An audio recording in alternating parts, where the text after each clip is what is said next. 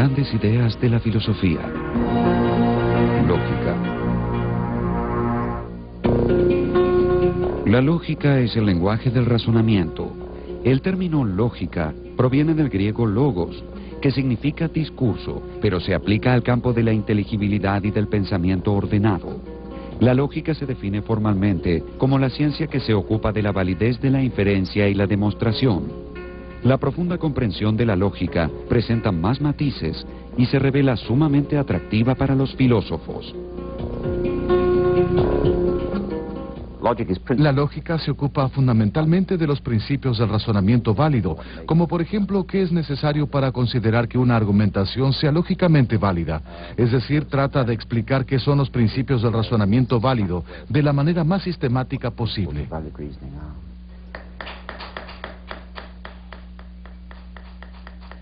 Al ser implementada por un hábil profesional, la lógica se convierte en una poderosa herramienta para interrogar al mundo en el que vivimos.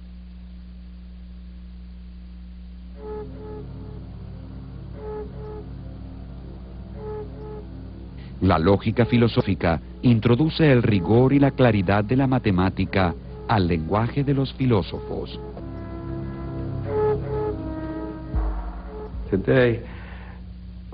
Hoy en día, cuando hablamos de lógica, solemos referirnos en realidad a una rama de la matemática. Cuando los filósofos hablan de la lógica, se refieren a la lógica moderna, que antes solía llamarse lógica simbólica, pero se la denomina habitualmente lógica matemática. La misma comprende las teorías de los conjuntos y la teoría de las funciones computables, que es el aspecto matemático de lo que se conoce como la ciencia de la computación. Como medio para describir el pensamiento racional, la lógica trasciende muchos límites filosóficos y se adentra en el campo de la metafísica, la epistemología y la filosofía de la mente y del lenguaje. Es una herramienta a trabajar sobre ciertas nociones básicas como la referencia, la predicación, la identidad, la verdad, la negación, la cuantificación, la existencia, la necesidad, la definición y la consecuencia. El origen de la lógica se remonta a Aristóteles, quien vivió en la edad de oro de la cultura griega en el siglo IV a.C. Sus reflexiones sobre la lógica pueden apreciarse en algunas de sus obras, entre las que podemos mencionar primeros analíticos, segundos analíticos, categorías y sobre la interpretación, que en conjunto se conocen bajo el nombre de órganon. Aristóteles deseaba establecer reglas que permitieran a los ciudadanos griegos detectar una argumentación formalmente válida y correcta de otra inválida y por lo tanto incorrecta. El principio de no contradicción y del tercero excluido son fundamentales en la lógica aristotélica.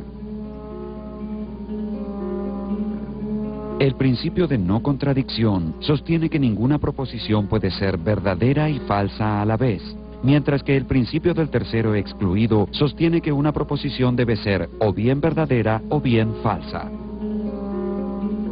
Aristóteles creó su sistema de lógica formal a fin de poder determinar la validez de una argumentación independientemente de su contenido. El centro de la lógica formal aristotélica es el silogismo, una forma de argumentación compuesta por dos premisas y una conclusión, como por ejemplo, todos los hombres son mortales, Sócrates es un hombre, por lo tanto, Sócrates es mortal. Durante mucho tiempo la lógica estuvo dominada por Aristóteles y su teoría del silogismo. Podría decirse que él tenía una visión muy simple acerca de lo que es un razonamiento. Un típico ejemplo de razonamiento para él sería: todo A es B, todo B es C, por lo tanto, todo A es C. Un silogismo es un discurso en el que, una vez concedidas ciertas cosas, se siguen o concluyen necesariamente otras distintas.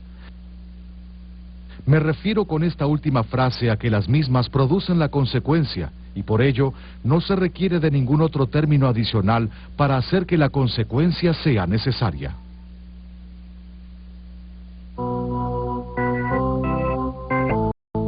En el silogismo aristotélico, la conclusión se deduce de las premisas. Si no sabemos que Sócrates es mortal, entonces el hecho de que todos los hombres sean mortales y que Sócrates sea un hombre puede ofrecerse como prueba para afirmar que efectivamente Sócrates es mortal. Este es un razonamiento deductivo, es decir, que la conclusión es la consecuencia necesaria de las premisas.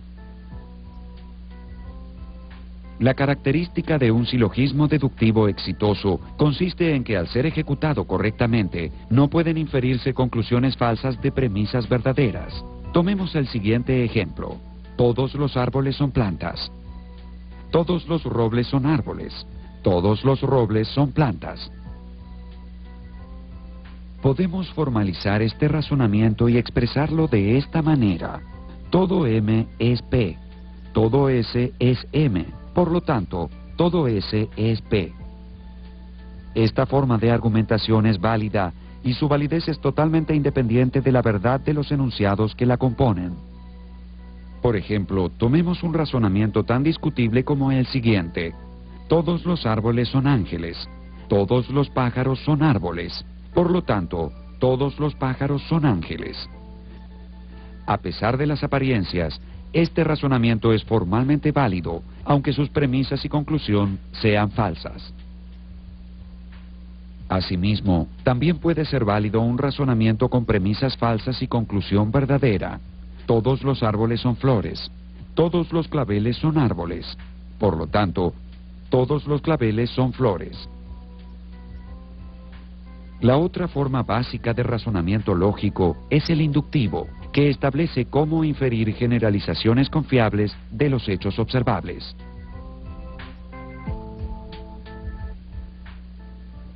Aristóteles no hablaba únicamente sobre la deducción, sino también sobre la inducción. Desde ya él no empleaba el término en latín, sino el término griego del que fue traducido. Si bien no tiene una explicación satisfactoria acerca de la inducción, considera que la ciencia requiere tanto del conocimiento deductivo como del inductivo. Menciona como ejemplo, creo que es en segundos analíticos, la siguiente situación. Hay personas que están muriendo a causa de una sustancia venenosa, pero no se sabe cuál es. De pronto surge la hipótesis de que es debido a algo que están comiendo, algo que es venenoso. Él usa una metáfora muy gráfica y compara el pasaje de tener datos desordenados a construir una hipótesis con un ejército en retirada. De pronto, mientras se están retirando las tropas, un valiente soldado se pone de pie y dice: "No, pónganse de pie conmigo. Nosotros podemos vencer a estos hombres". Y luego el ejército se organiza y vence la batalla. Al pasar de lo particular a lo general, un razonamiento inductivo no puede garantizar la transferencia de la verdad de las premisas a su conclusión. Tomemos el siguiente ejemplo en el que tanto las premisas como la conclusión son verdaderas. Esta barra de plata es metal y es conductor de electricidad. Esta barra de oro es metal y es conductor de electricidad. Esta barra de cobre es metal y es conductor de electricidad. Por lo tanto, concluimos inductivamente que todo lo que es metal es también conductor de electricidad. Si encontramos un razonamiento deductivo que tenga premisas verdaderas y conclusión falsa, decimos que dicha forma es inválida. Pero observemos qué sucede si lo intentamos con un razonamiento inductivo. Esta barra de plata es metal y es sólida. Esta barra de oro es metal y es sólida. Esta barra de cobre es metal y es sólida. Por lo tanto, todo lo que es metal es sólido. Desde ya, esta conclusión es falsa. El mercurio es metal y es líquido. A diferencia de lo sucedido con el razonamiento deductivo, Aristóteles no pudo encontrar en la inducción un método formal para determinar su validez. Es por ello que Aristóteles afirmaba que la inducción no es demostrativa y la relegó a un segundo nivel de importancia.